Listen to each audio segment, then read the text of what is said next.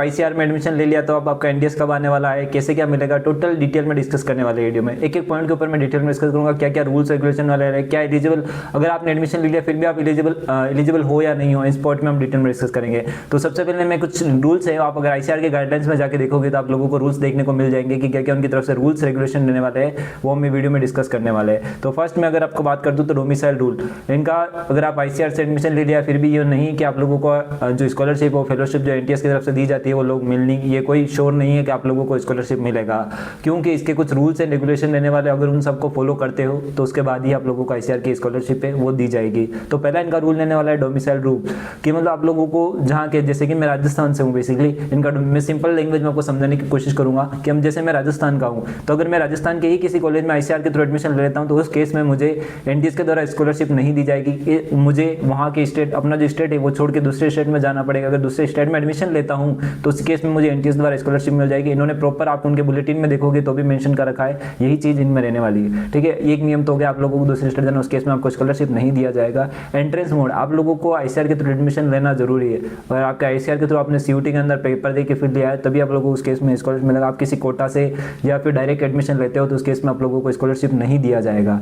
ठीक है, और एक बात इसमें है कि जो लोग स्पोर्ट काउंसलिंग के रिगार्डिंग जो कॉलेज काउंसलिंग होती है उसके अंदर पार्टिसिपेट करते हैं, उसमें भी प्रॉपर मेंशन है कि उन लोगों को भी स्कॉलरशिप यहाँ पे नहीं दिया जाएगा किसी भी प्रकार का एनटीएस द्वारा। तो इन चीज़ों का आपको ध्यान रखना है। ठीक है, फुल टाइम स्टेटस होना चाहिए, मतलब the scholarship is available only full time and under graduate and post graduated, UG and PG के अंदर आप लोगों का फुल टाइम स्टेटस रहना चाहिए। मतलब कि आप लोगों को 4 जितना साल का डिग्री प्रोग्राम में, जैसे यूजी की मैं बात करूँ तो 4 साल आपका डिग्री प्रोग्राम में, तो उसमें आपको 4 साल प्रेजेंट होना है।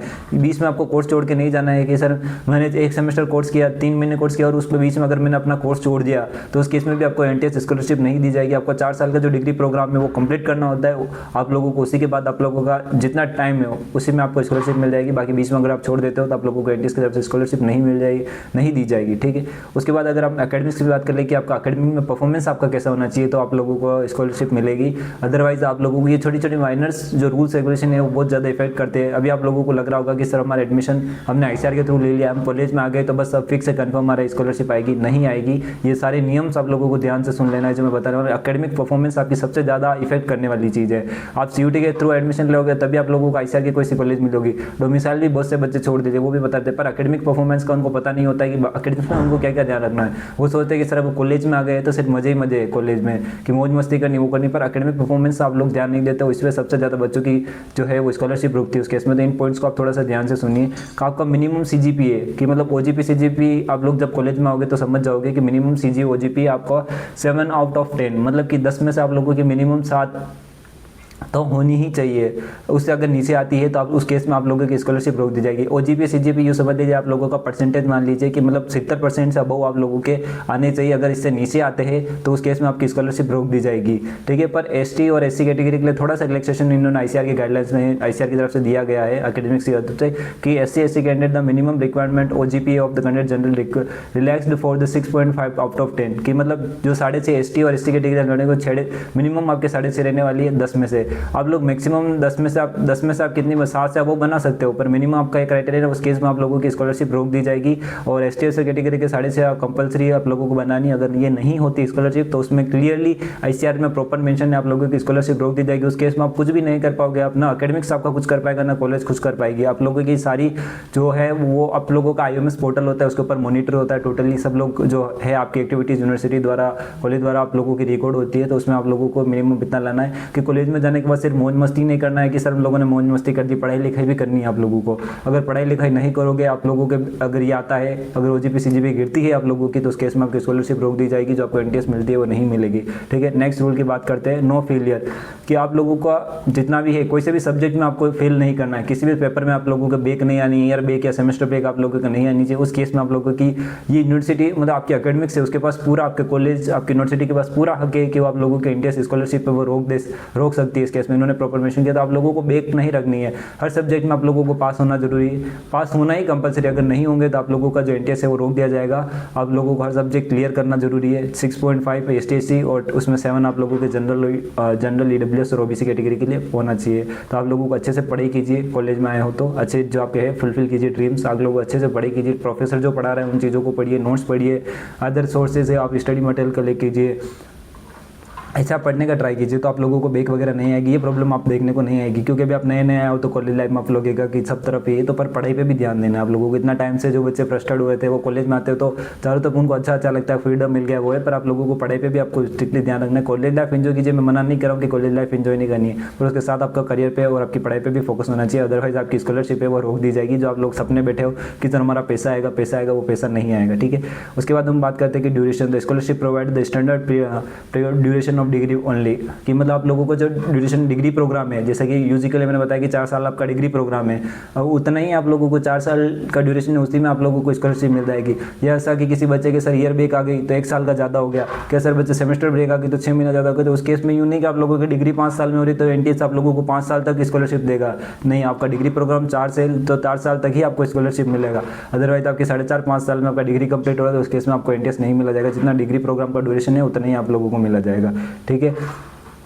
अब आ जाता है कि no double benefits, the you can not accept the scholarship you are already receiving the financial assessment risk, ठीक है। तो अब लोग इसमें इसका मीनिंग सिंपल से समझा देता हूँ कि डबल बेनिफिट नहीं, कि आप लोगों की तरफ से कोई आपको स्टेट अगर कोई पैसा मिल रहा है, कोई स्टेट की कोई स्कॉलरशिप मिल रही है तो उस केस में भी आप लोगों को पैसा नहीं मिल जाएगा। भाई स्कॉलर्स की मतलब हमारा स्टेट का है उसकी स्कॉलरशिप भी ले रहे हो और एनटीएस की तरफ से, दोनों में से आप लोगों को एक ही स्कॉलरशिप मिलेगा। अगर आपकी स्टेट की स्कॉलरशिप मिलती है तो उस केस में आपका एनटीएस कैंसिल हो जाएगा। तो हो सके तो आप अगर देखिए कि आपको स्टेट का में से ज़्यादा पैसा मिल रहा है तो वो लीजिए।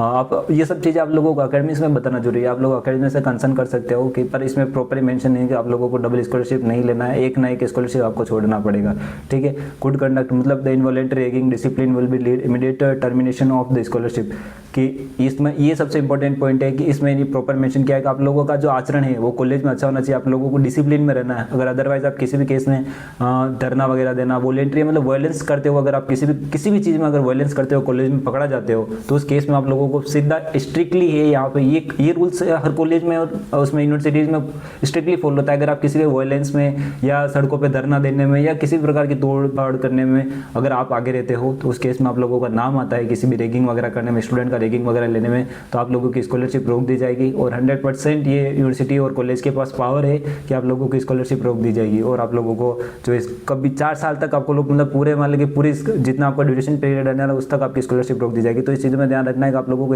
किसी प्रकार का वायलेंस वगैरह नहीं करना है कॉलेज में, किसी नॉनसेंस क्रिएट आपको कॉलेज में नहीं करना है। आपकी यूनिवर्सिटीज़ में अच्छे से आए, अच्छे से पढ़ो, आप लोग पेरेंट्स के फुलफिल जो ड्रीम्स है उनको फुलफिल करो, आपके जो ड्रीम्स एग्रीकल्चर में उसको फुलफिल करो, ठीक है। मेरा तो यही कहना है आप लोगों को अच्छे से करना। अब मेन ये कि attendance, regular attendance mandatory for absent, ठीक है। 75% अटेंडेंस का आपको सबको पता है कि कॉलेज में 75 मिनिमम आपकी 75 अटेंडेंस होनी चाहिए। मैं ऑल ओवर 75 नहीं बात कर रहा हूँ, हर एक सब्जेक्ट के अंदर आपकी 75 अटेंडेंस होनी चाहिए।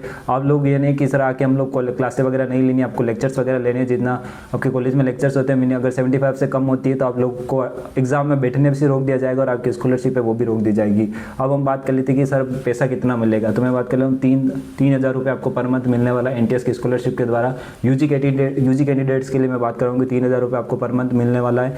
कि वो सर पैसा कब मिलेगा, वो पैसा टोटली डिपेंड करता है यूनिवर्सिटी जो आगे से फंड आता है, मतलब कि जो फंड आएगा उसके बाद यूनिवर्सिटी के पास पैसा आता है, यूनिवर्सिटी के बैंक में आता है और फिर वो आप लोगों को कर दिया जाता है। तो ये कोई श्योर नहीं बता सकते कि वो सर हमें एडमिशन हो गया वो पैसा हमें कब मिलेगा, वो टोटली फंड पे डिपेंड करता है। जैसे ही उनके पास फंड आता है आप लोगों को स्कूल में, जैसे पिछली बार जिन बच्चों का एडमिशन हुआ था उनका 1 साल का फंड मतलब 1 साल की स्कॉलरशिप वो एक साथ में आई थी 3,000 रुपये, मान के चलिए 36,000 रुपये आप लोगों का आया था। ये पैसा जब से आपका एडमिशन होता है उस दिन से आपका पैसा काउंट होना स्टार्ट हो जाता है, जितना पैसा आपका अमाउंट बनता है वो आप लोगों को देना है। और एक मेन चीज़ कि एनटीएस के द्वारा आपको अवार्ड लेटर दिया जाता है, वो अवार्ड लेटर आपके अगर शायद आ गया होगा या अब आएगा तो आपके मेल पे जो आपने मेल दिया उस पर अवार्ड लेटर आएगा, तो अवार्ड लेटर डाउनलोड करके रख लेना, क्योंकि वो अवार्ड लेटर बहुत काम आता है। जब तक आपका अवार्ड लेटर वहाँ पे कॉलेज आपके एकेडमिक्स में सबमिट नहीं करोगे तो उस केस में आप लोगों को अवार्ड लेटर नहीं सबमिट करते हो तो अगर आपका अवार्ड लेटर नहीं है तो आप लोगों को एनटीएस स्कॉलरशिप नहीं मिलेगी। तो अवार्ड लेटर को संभाल के रखिए, आपको अकेडमी में देना होगा, आप लोगों को आपकी बैंक डिटेल देनी होती है, तो आपको जो पैसा है वो सीधा आपके अकाउंट्स के अंदर आ जाता है, ठीक है। अटेंडेंस का मैंने बता दिया, अगर आपका कोई सीरियस इशू है,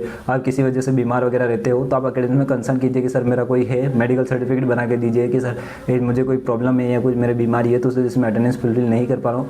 अदरवाइज मैं अकेडमिक्स आप कंसल्ट कर सकते हैं। आपको कोई भी दिक्कत है तो आप लोगों का अकेडमिक्स में आप जाकर डिस्कस करोगे तो वो प्रॉब्लम सॉल्व हो जाएगी। बाकी ये जो मेन जो रूल्स रहने वाले थे वो मैंने आप सभी को डिस्कस किए।